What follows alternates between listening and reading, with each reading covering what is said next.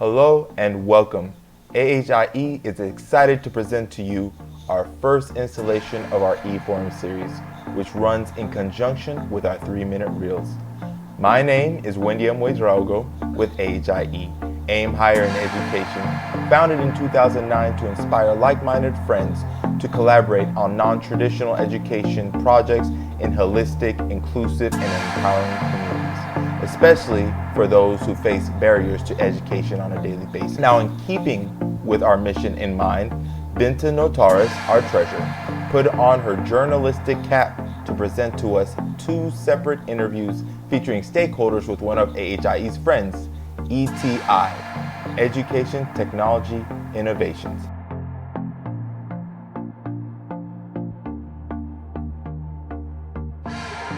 In our first interview, Nana Kumsan, ETI's communication director, Eugenia Krepi, a French tutor with a private school in Ghana, and Elsie Ofori, a graphic design and photography major, were gracious enough to spend time to share their stories with us. In our second interview, Wendy Hogan gave us the perspective of a thoughtful mother. After our interview, a few of AHIE's board members will ask questions and share our thoughts, so please stay throughout. Binta, take it away. Welcome. I'm here today with Nana Kumsan from ETI. Tell us a little bit about the company. ETI is an education technology organization that basically provides edtech solutions to underserved K-12 schools in Africa. Currently, our goal is to ensure that learning and teaching processes are made easy, adaptable, and integrated into classrooms seamlessly. We've supported about 50 schools in Africa, specifically Ghana, Liberia, and Burkina Faso, providing them with edtech solutions to improve their learning outcomes.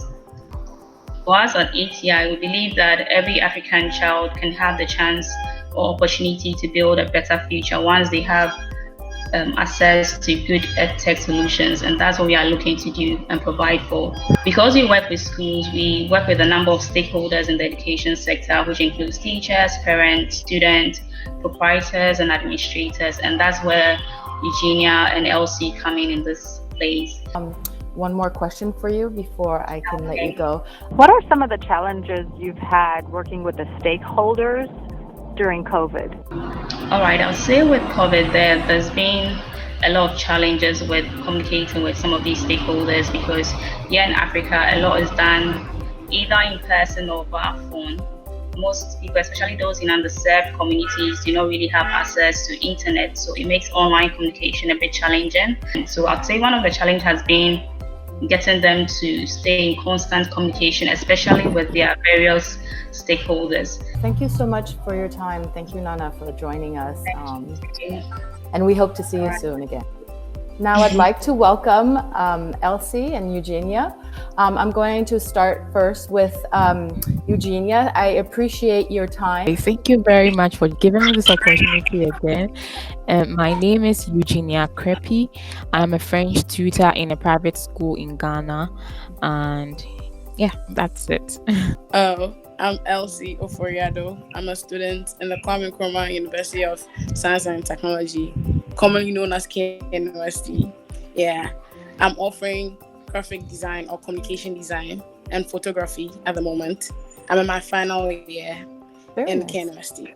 Let me ask Eugenia, what your day has looked like with COVID, if there were any changes on your end in Ghana.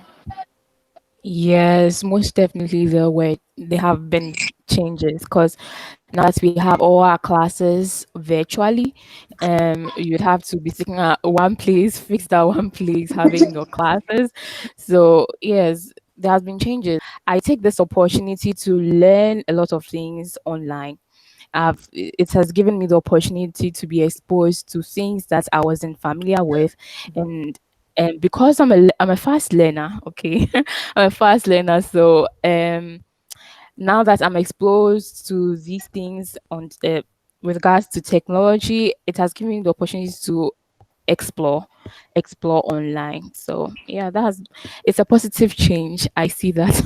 Good. I see that that's the positive change. So I'm grateful. Has your organization or your institution provided any type of workshop or any type of learning for understanding, getting a deeper understanding of how to work with technology and with students? We've had quite a number of workshops. Good. And our prime focus is to be creative, because for me, I'm dealing with children and we have to get their attention. So we need to think outside the box to motivate the children, because they are not close to you as it used to be, and Right. it's done online, so you need to catch their attention in order that you have your achieved objective for that particular lesson. And how about for accessibility for your students? Have all students been able to have access to internet or even computers to be able to continue with their courses? Fortunately, yes, because I'm Good. working in the private school, okay, Okay. and so parents have access to these things. So Okay. I would say my students are privileged compared to the students in the public sector. And how about for Yeah. you, Elsie? How can you give us, a look at what your day looks like now with COVID, and maybe give us an understanding of what it was pre-COVID, so that we understand the difference. Okay, so I'll say on a regular before COVID, because I'm offering a practical course, that's graphic design and photography. We get to go out in school, we get to go out. You have to be the creative person. You have to do things that'll catch the audience, because that's basically our program. When the COVID started, it was a serious challenge, because when we came home, because my program, for example, as I'll say, we are technology oriented. So we all have laptops, tablets, but the issue became the learning aspect, because ours is more practical oriented. The lecturer has given you an assignment on, for example, Google Classroom. For Google Classroom, the lecturer will give you an assignment, and for the photography, you have to go out and go get the shots that the lecturer wants. But because of the lockdown, we were locked up at home, and it was a great challenge, because if I'm to get a shot of the sea, I'm locked down at home. How can I get it? So it became a big problem. Even though the lecturer will record himself explaining on Google Classroom or Zoom, seeing is believing, as they say. Just listening, just listening doesn't give you the explanation you want, or the understanding you want. Your colleagues in class, that will actually help you. But there's the point where during the You're by lockdown, yourself. you get by yourself, so you don't know what to do. Exactly, you don't know what to do, and it's just hell of a problem, And the internet too in Ghana, is not so good. It's not so reliable. So I would say it was a bit of a challenge, but then it helped me, for example, for the lockdown, it helped me master the apps as compared to when I was in school. Even though, everything has positives and negatives. I feel like a problem for those that are out of the capital town, like here, Accra, those that live in the other towns in Ghana, getting the internet was a problem. So I you can notice, imagine. if you don't have a good internet, you still can't go about the exam, because you have to redo the exam again. Oh, wow. It's been challenging. It's helped us move out of our comfort zone to learn. Definitely. Yeah. Now, Yeah. well, let me ask you, Eugenia, has your school been providing, some sort of hybrid program where you are able to actually see students at certain points in the week? Yeah. Okay, very good. And how about for you, Elsie? So nothing has resumed, even part. At the Okay. moment. At the moment, but we'll be resuming soon. Yeah, we'll be resuming, because the other universities in Ghana have resumed. Others have resumed, but at the moment we don't know our date yet. Well, from the president, he said next year for the primary school, for the basic Okay. school. So till now, we're still doing our classes virtually. Okay. But is the school providing any type of support to their teachers or administrators with facilitating connection? Okay, so during the lockdown, we were in the house teaching virtually, and so they used to give us allowances to buy bundles, airtime for our classes. And it was in this academic year that we, the teachers, are now on campus because there's Wi-Fi, Okay. and so we have access to internet. So we are teaching in school online, and our students are in their home and in their homes. Have you seen any shortage in teachers resuming since COVID? I think we have international teachers, and some will not be so comfortable living over here, and so they would like to go to their home countries, and that means that's the end of the contract. Yeah, I'm quite concerned because financially some institutions won't be able to take care of some teachers with a particular number, and so they will have to reduce their staff financially. I think we're better off than the public schools, okay, the government schools who don't have these online virtual classes, they will still be in the house. See, from there was lockdown from March to now, no form of education, nothing to learn. Imagine, they'll come back to school having nothing in their brains. So I'm still sympathetic about those in the public sector. So yeah. But just as an understanding for people who are on the outside, who don't really know Ghana, what has the leadership done for teachers and for students and its populations ever since the lockdown? I would say personally from my side, I think the involvement of our political leaders is very low in terms of academics, and we still need to put in more effort. I still believe that the political leaders need to put in more attention on our future leaders.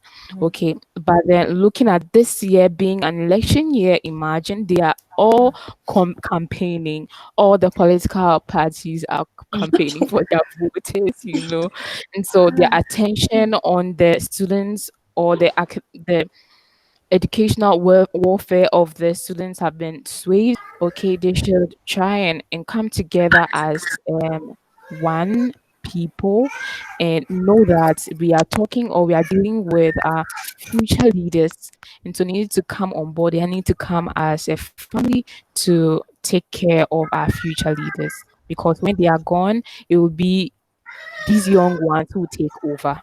Okay, Very so well said. that's a few. Yep, no, I agree.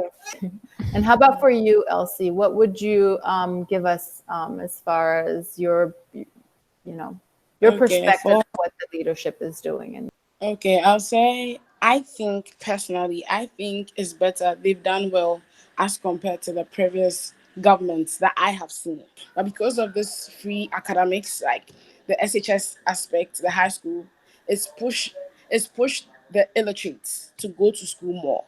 And when you go to towns out of the capital town, that being Accra here, when you interact with the illiterates, you get to know that most of them always want the opportunity to go to school. But then the problem here is my mom doesn't have money, my dad doesn't have money. So all I have to do is I'll just have to work. I have to go to the farm, weed, go get food for my mom or sell, go to her shop, sell the little money she gets, little by little, no little drops of water make a mighty ocean.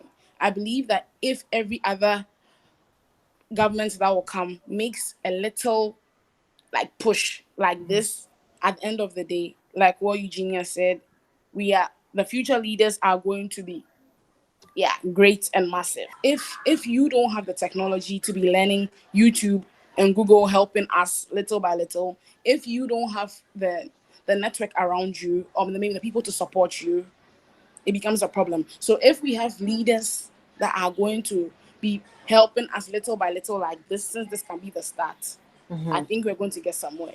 were there any special stipends that were given to people? Not aware. No. Not aware. Okay. No, that's interesting. It's interesting to see. So it sounds like, as far as when COVID hit, the educational sector was probably the one that was more visibly hit because of having to have students stay at home, teachers teach from home. Or were there people working from home as well? Yeah, there were people working from the house, and businesses have collapsed. So there's nothing like stipends. In fact, there are salaries that have been Reduced? deducted as in they reduced. Okay, so there's nothing like Oh, stipends. wow. Okay. One more question.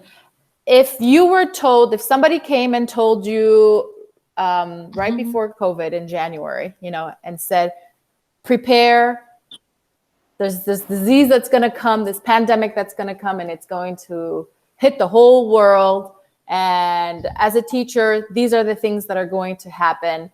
How would you prepare, Eugenia? Well, we still have to do our classes online, whether we like it or not. We still have to, and still we have need a to job. be able to be innovative, just be creative, Yeah. and try to do something to motivate your teachers. Still have make your students feel that they are still in class. Okay, make the students feel that they are still in class. Do not burden them with book stuff. Make your class as practical as possible. Make it an interesting one, of course. And one thing I learned is being creative doesn't mean you should do something new, but doing the same thing in different ways. Thank you. Thank you. And how about for you, Elsie? What would you? And I'll put the laziness aside because we students can be lazy. You're being honest. We can be lazy. But, So that's the real interview for you. we all the students, like all of us would have been say hardworking from the beginning because we knew that I know that something is coming. You would have been studying. Yeah. So I'd have prepared more in the academic era, like say the academics, learning, making sure I master what I have to master. So even if I don't have a colleague by me, I know I'm good to go. Yes. Yeah. Okay.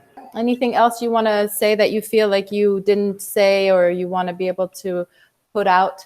I'm just glad that we've been able to let out. In fact, we've been able to let out how we are feeling. Basically, that's what this interview is about. And I'm glad that this will go to the world.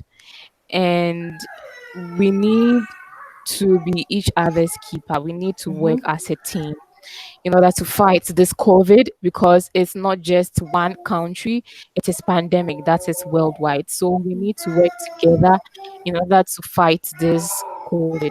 And this too shall pass, okay? This too shall pass. And now our problems might not look the same, but at least we know that we can use other people's solutions and problems and understand that, okay, I'm not the only one here.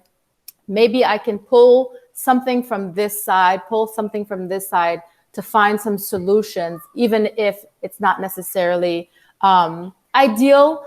It will work itself out as long as we're able to, kind of work together and keep talking about some of the issues that are out there. And like you said, this too shall pass. And I definitely hope that this will make us, when I say us, I mean us teachers, students, parents, political activists, leaders. I hope that it makes us use this time to come with very positive solution to move forward. On that note, I want to thank you all again for your time, for your dedication, for all the work. I want to wish both of you well. Thank you so much again, and thank you for doing this interview with AIM Higher in Education Inc. Wendy is joining us from Ghana, and I'm going to ask you to go ahead and present yourself, Wendy, and tell us a little bit more about yourself. I'm a 34-year-old single mother. I have a son. I'm a marketing executive, service and then business development issues. So basically, that's just a brief one about me. Yeah. What has been your experience as a mother who has had to deal with the changes in education during these times? Okay, so we all know this pandemic has affected a lot of people, especially mothers around the world or parents around the world. You have to adjust your time and work in order to also cater for your ward. Initially, prior to the pandemic, you can send your child to school maybe between the hours of 8 a.m. till like 5 p.m. or 4 p.m. By that time, you close to come home and then you take it from there. But now kids are home. So as a mother or as a parent, what do you do if you are working? I have been at home. I'm home. So I have personally taken care of my son's tuition and learning, helping him with all of that. For others who are working or not working from home, I know it will be very difficult handling this, because if your son is home or your child is home and you are also supposed to be at work, it means you would have to incur a cost of getting someone to look after your child, or you would have to seek support of family members. But if you do not have family members who stay close or live nearby, what do you do? It means you're going to leave your child in the care of a total stranger. But it has been extremely difficult, because now you've taken the kids from their comfort zone or from the environment that they are used to. That's a classroom. They are home. They are very comfortable with us. Mm-hmm. Teaching your child or trying to do this online learning, it's extremely difficult. With the teachers, they know that, okay, yes, they have their colleagues or their other students around, so everybody wants to partake in whatever they are doing. But now you have parents, you're absent-minded, you are trying to cook, you are trying to do this and that, and at the same time you have to ensure that you are teaching your child. You would have to find a way of managing your work and then taking care of your ward, being there, ensuring, because since March they haven't been to school at all. Nobody has returned back to school. Yeah, they haven't. So now it's even difficult. I'm sure most of them have forgotten what they learned. You have to take them through. You as a mother, being a mother, because with my son, I was teaching him. I start in the next, like within 10 minutes, Mom, I'm tired. I'm like, no, you can't be tired. We just started. They get tired, Mom, and then he'll be turning, twisting, moving about. So what we do is, okay, now I have to ensure that I get a classroom set of environment for him. So I turn on his tablet for him, and then he's going on with whatever they are doing, and I'm also by his side, and then I help him one way or the other. If I have to chip in when they are drawing or they are practicing, I take him through it, because I realized that when we're doing it in the room and in the, let's say, the hall, it wasn't helping, because you have television on, quite distracting. So getting that attention or getting him to pay attention was quite difficult. Yeah, so that has been it. You would have to find a way of making your child or your ward comfortable even at home. Because so you have set up a room that looks like a classroom for him to feel comfortable. Yes. Learning. Okay. Yes. There's a table. Yes. Table, chair, and there's a board. So I have a board that I take him through. So we come here, maybe I teach him after an hour, or we go through his lessons. After an hour, I give him that break. He goes about playing or watching his cartoons. Then we come back, because we have an understanding. But it's much easier when they see you doing it as a parent, because they also want to, it's difficult bringing the school home for them, because for years they are used to learning in the classroom. And then now they are not in the classroom, they are not with their wards. So you would have to find a way of making it work for them to enjoy the learning or the teaching. Otherwise, it's very hard. Now, tell me, Wendy, does your son attend a public school or a private school in Ghana? Okay, so he attends a private school. So now that's where he gets to, have videos readily available to him via the school app. They created an app where parents, we go there, we log in, and then they post lessons there and activities where we carry it out, and then we submit to the school.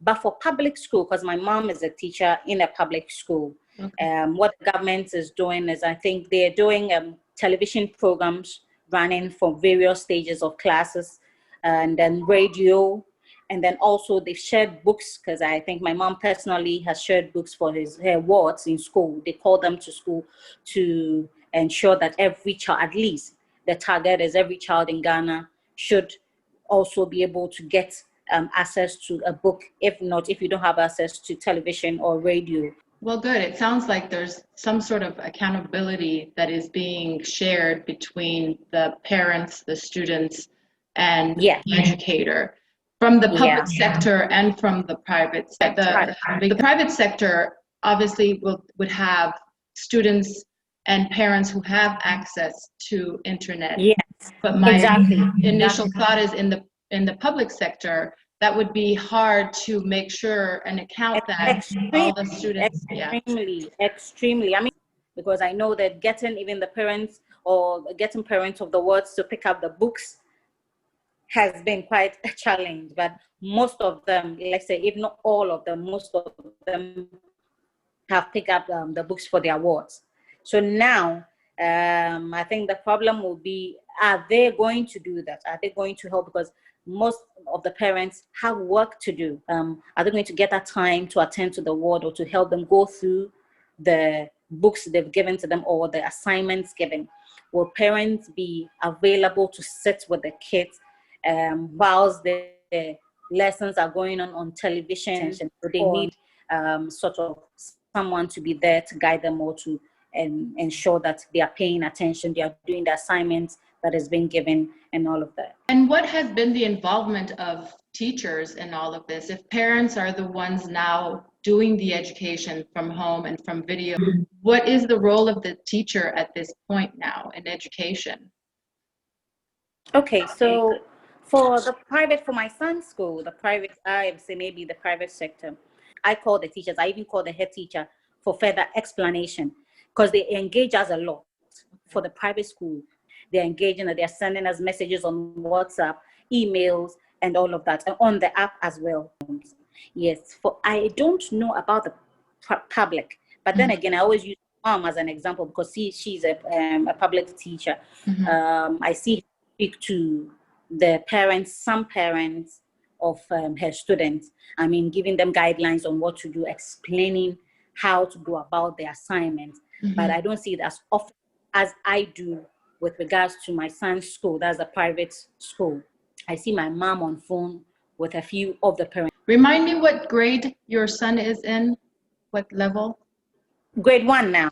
I'm sure it's interesting for teachers as well to find ways to engage and have videos for their students to engage in the lesson planning and learning.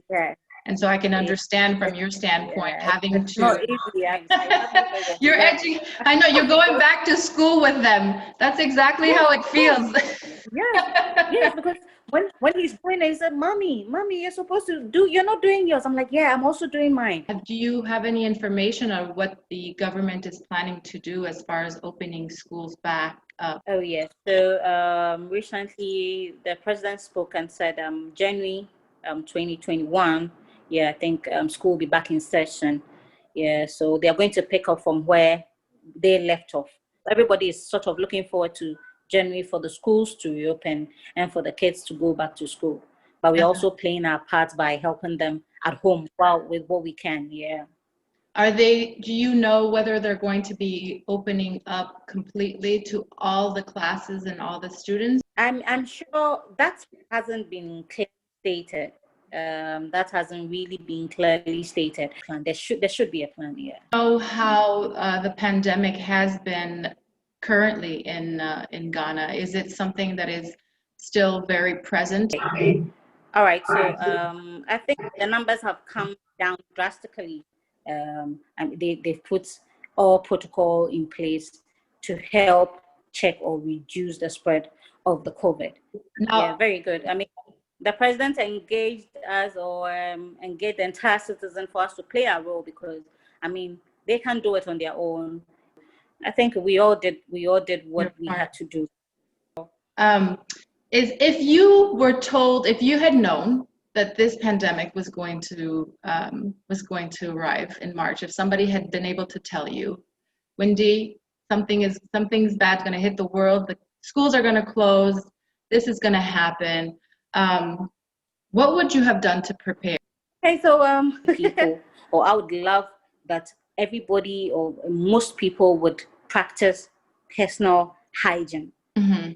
And work also, I mean, for whatever you're all the schools, I mean, we would have put in place, like you're saying, we would have probably now we know that this online thing has come to stay, or online studies has come to stay. We would have started definitely.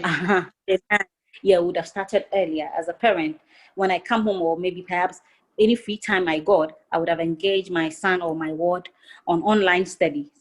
But I definitely agree with you with the fact of probably introducing a lot more online learning in the classroom, and having the teachers explain what the online learning platform looks like. I don't know. I don't have an answer either, but I'm just curious to know parents' thoughts, you know, and as a way to prepare for it, you know. Well, yeah, I mean, there's no much way of preparing this. You just manage it. Yeah, we just learn to live with it. Yeah, exactly. Well, I definitely appreciate your time. I don't have any other questions, but do you have any other thoughts, closing thoughts that you'd like to share, or any other information that you feel like you'd like to share that you haven't been able to say?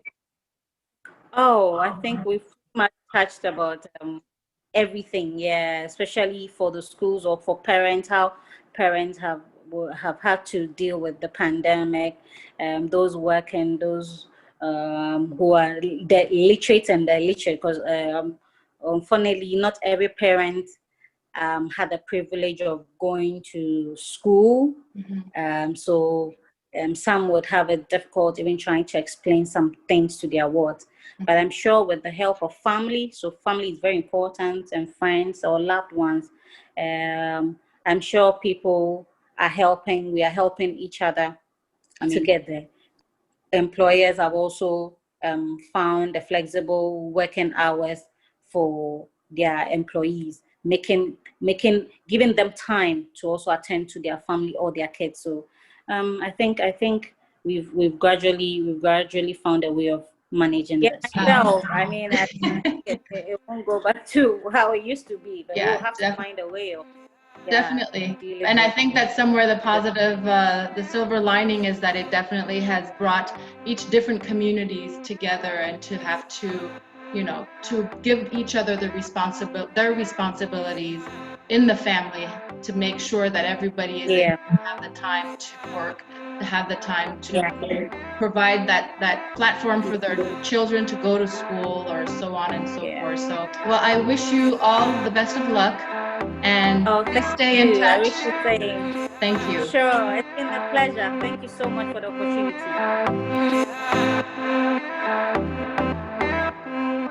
Thank you for watching that interview. So I'm going to give everybody a chance to introduce themselves. My name is Wendyam M. Ouedraogo. I am the secretary of AHIE, and I am here to kind of facilitate this conversation. Hi, thank you so much for allowing this platform to happen. My name is Binta Ouedraogo. I currently serve on the board of AHIE as treasurer. I'm also a friend of AHIE through Notaras Creation. I was able to interview the ETI stakeholders, as you saw, and it was a good pleasure. It was a real pleasure to hear their stories and their backgrounds, and to try to find similarities with our current situation here in the United States. Hi, my name is Raketa Thomas. I am also part of AHIE, and you may have seen me in a couple 3-minute reels. I do have a background in education. I've been a teacher, administrator, coach, and so on and so forth. So I'm very excited to continue our discussions. Hi, my name is Anita Ouedraogo. I do not have a background in education, but I did raise 5 children, so I have a sense of what education is all about and its importance. At the same time, I am involved with AHIE as a volunteer, both on their board, as well as helping with administrative tasks from time to time. So what were some of the salient points that you really want to discuss? I'll go ahead and start, since I had the pleasure of being able to interview them. I thought things that stood out for me, the first thing that really stood out to me during those interviews is understanding and seeing how many of the issues were some of the same issues that are being tackled here in the United States. And when I say that, I mean the same problems that teachers, educators face, the same problems that parents face with having to have their children at home, and the same issues that the student themselves face with not having to have the adequate face-to-face or the social aspect that they have been used to having in their education. The second thing that I thought was interesting to bring up are issues that I thought were somewhat similar to what we have here in the U.S., but it's important to also understand that in places like West Africa, even though there is advanced technology, there are issues such as the internet and access to internet, the broadband, the speed of the internet.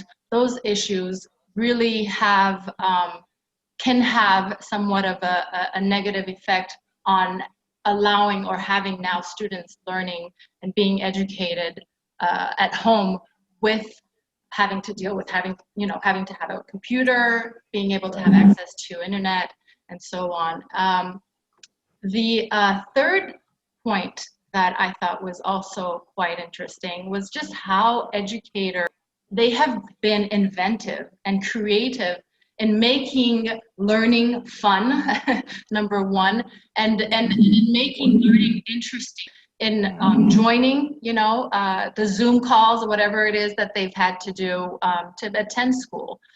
Those were the things that I thought were quite interesting and similar to some of the issues that we face here in the U.S.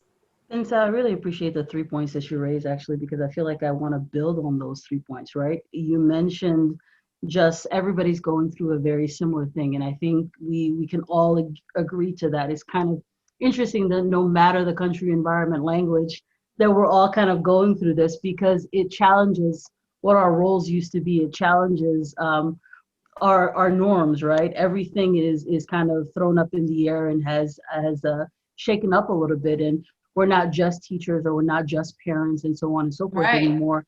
And so that piece of it, I think, is what brings that commonality in a weird way as well. So I really appreciated that one point. The other one with the internet piece is, I think it's not just the accessibility, but I think it's been quite enlightening to see how we have not really developed those technological skills that we would think that we have built and we've developed, because we're all about 21st century readiness, and having those 21st century skills, and everybody's on social media and doing this and that. And half the time I hear teachers saying, I thought the young ones would really know how to use these tools. And it's really like, no, we have to teach each other how to use them, whatever the age, we're all in this new platform. And finally, that creativity piece is kind of going back to that whole idea of changing roles. It's the parent has to be creative in terms of just trying to be a co-learner, right? Back in the classroom without intending to be back in the classroom, trying to manage your time, trying to do all these different things. The teacher has to now navigate how to be engaging without any body language. If you really think about it, you're in a completely different environment, and you can't feel the excitement and the energy from just being in a room. Absolutely. The presence of that presence. So it's a challenge. And again, for the students, is all of the above, the skills, the roles, the connectivity, all those different things, and just trying to pay attention and stay motivated. It's a brand new environment. I really liked a lot of the points that were brought up as far as the stories and how similar we all are, right? So we focus so much on, us being diverse, right? Which is very important, right? Our uniqueness makes us who we are. But we also tend to forget that we are still the human race, right? We have so many similar stories, and we live in this world together, right? Right. Yeah. True. So it's so interesting that, Africa is physically far away and also mentally far away, especially in the United States. Most of the time you see it on, commercials about send money here, look how bad it is here. But, those interviews were also very crucial, because it kind of shed light on the fact that we're a lot more similar than we think we are, all the way on the other side of the globe, right? Different skin color, different accents, different languages across the sea. But I did want to also touch on a few similarities that you don't necessarily see, right? You talked about the internet. It's not functioning in a very efficient and effective way, the way we have it function here. But at our campus, I also noticed that many of our students, a lot more than you would expect, face connectivity issues with their internet, right? We have a lot of families who are living with many people together, sometimes multiple students together, sometimes all taking class, using up that Wi-Fi all at the same time. And guess what? We get emails all the time saying, hey, I'm sorry, my internet was not working today. I really wanted to make it, I couldn't. You know, we love to think that we have this great internet, our technology is so good, and it is. But it's still fallible, right? It's not infallible. It's going to have its issues, especially when you come down to students who just face more challenges, right? I agree, but I think it's also important to mention that, you know, when I say that internet is not available, I mean that internet is not available, something that is quite different here in the United States. There are different ways for students to be able to tap into some sort of hotspot, or to even go to some, you know, many public places now offer some sort of free internet, right? But if you step out of that, and and let's head to, you know, back to Ghana, you know, you cannot go to a cafe and sit down and say you're going to connect and try to go online with your student or your teacher, because that cafe might not have internet. You might have to actually go to a real internet cafe where you have to make sure that you're paying for your allotted time and that you're sitting on the computer, and that connection might not even be guaranteed as far as that, you know, as far as the internet cafe, as long as you pay, you've paid, but being able to now have access, they don't control how fast or how slow that access is going to be for that student. So I do agree, definitely, that many of the issues are very current and alive here in the US for students. But I think that a lot of times we also underestimate how, you know, this has been a true, it has been much harder for places, in certain places, than it has been in others. Anita, looks like you wanted to say something. Sorry. Yeah, I wanted, it's kind of a different, I'm shifting into a different direction though, but a couple of the things that seemed important to me was it had to do with the contact between the parent and the student.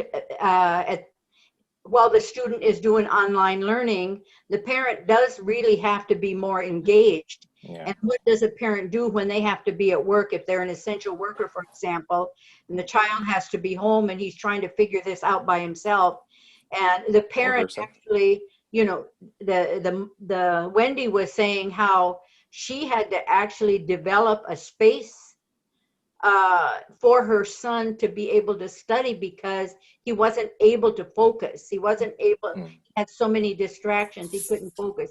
But imagine if you're a working parent here and your child is at home, even if you've got somebody there, if you aren't, you know, being engaged with the child, you can't know, you know, how well he's doing at the time. And also, one of the things I remember also hearing is that the teachers themselves are much more engaged now with the parents than when the children were in school, because they have to be in order to give feedback to the parent about the child. And so you've got, you need to have better engagement by the parent during this time, but at the same time, the teacher is having to have a lot more engagement, not just with the student, but with the parent as well. And I thought those were kind of interesting contrast, because I think we have the same issue right here. You know, it amazes me how resilient people are, right? We go through this pandemic and we're all hurting, right? But you have so many educators that are able to take on the mantle of, I'm going to learn this brand new way of teaching, and I'm going to have to engage not only the student like I used to, but I'm going to have to up my ante as far as engaging the parent, you know? So I think another great thing to highlight is the stories of how we persevere through these issues and how we're able to overcome these issues, a lot of times based on our creativity, as Binta brought up, as well as our own perspective and how we look at the problem. Is this a challenge that I can overcome, or is this an unmovable problem that I cannot do anything against, right? We all go through it, but I think perspective and creativity is the key in how we address going through this all together. Very good point. Absolutely. And back to the perspectives situation is absolutely, we're all, again, it's back to we're all in this together. And no matter what your preconceived notions or what your thoughts were about education or whose responsibility it was, kind of to Anita's point is, it's not whether you want to contact or not. We're all just a little bit responsible. So we all have to contribute. And we all have to stay connected, and that village really has to function together. And I think you brought up the point of, you know, some of the solutions that they came up with as a result of it. I thought it was very ingenious that as a country level, there was that decision to be able to put lessons on TV, on national television, so that students, you know, if they couldn't have that connectivity or even if they miss class or something, I'm just thinking from here, from our district, for example, how cool would it be, you know, if for whatever reason you can't get your kid to class, or because they're working, let's say, because sometimes it's not just the parents working, it's the student too, because I'm at the high school level, they're working and they're able to still catch their lessons. Yes, we have teachers that record them and things like that, but sometimes, again, with connectivity issues and streaming issues and all these different things, that could still pose challenges. So to have that piece was pretty ingenious, I thought, making sure that everybody had the resources handed out to them. I thought that was ingenious, the idea of apps being created. That's not always something that every district or school can really do. So I thought those solutions and those creative ways of trying to solve this were quite interesting. Anybody else kind of saw any other solutions? Absolutely. I thought I definitely, that was the one that actually stuck out the most. I thought that it was pretty ingenious of the government to decide to help, to come together and help not just the educators and being able to provide and continue with providing education, but to help the families, to help the community with making sure that kids are being educated, you know, in the way that they needed to. So yeah, I 100% agree with that solution that they that was what was mentioned in the interview. At least I know on my end, like we have our district created what they call a CARES team to address that whole village situation. So I think that's I mean, it's not a solution that was talked about in the interview, but since we're just talking about solutions in general, that's one thing. Because of that, everybody has to take a little bit of responsibility. It's not also just the parent and the student and the teacher, it's that whole community, whether it's at the government level, which we mentioned earlier. It would be nice if it could be. But I mean, but if it can't, like the whole district basically came together and had a district level, a school level, you know, teacher level type of CARES team, and these community areas where students can go and get kind of more face-to-face help, as long as they've been approved and they follow protocols and stuff like that, while we can't bring our students into the classroom ourselves. And I think that really speaks to that whole, again, community that we keep talking about, and could be a very valuable solution if there's a way to organize that within other communities. I think you spoke well. I think that's, I think that we are living the solution, right? Mm-hmm. I think that everybody is now having to step up to the plate and taking responsibility, the responsibilities that some of us probably didn't think we needed to, because we always left the responsibility to the teachers. Now the responsibility is coming into not just the teachers, but the student itself, himself or herself, and to the parents. So everybody, just like you said, and it takes a village, you know, but everybody is having to join in and is having to play their role, and roles that we've had to play, but we just forgot. And this is just pushing us a little bit more to making sure that we step up to the plate. Yeah. I love what you said. We are the solution, and it really lies in our perspective, and it lies in our creativity, and it just relies in the overall attitude we have when approaching all of these challenges, right? We knew digital, you know, how to work things digitally, and oh no, we were forced to do this. Everybody got a rude awakening about how much they really didn't know, and so that was kind of an eye-opening experience. That we underestimate many of the issues that other countries kind of go through, right? And the resources that are available. But I would also add that we sometimes overestimate all the resources that all Americans have, right? There's a lot of poor Americans that have all types of challenges that may hinder them in all types of ways. Absolutely. You know? And the last point I really want to also bring up, because I thought it was very poignant, is that idea that what all of this has done to impact future leaders. I think that one young lady was saying just, I want to go out there now and be able to be like a leader for my community, and to be able to, like, it forces you to be a little bit more engaged, or you choose to completely remove yourself as well. There's definitely that aspect of it as well.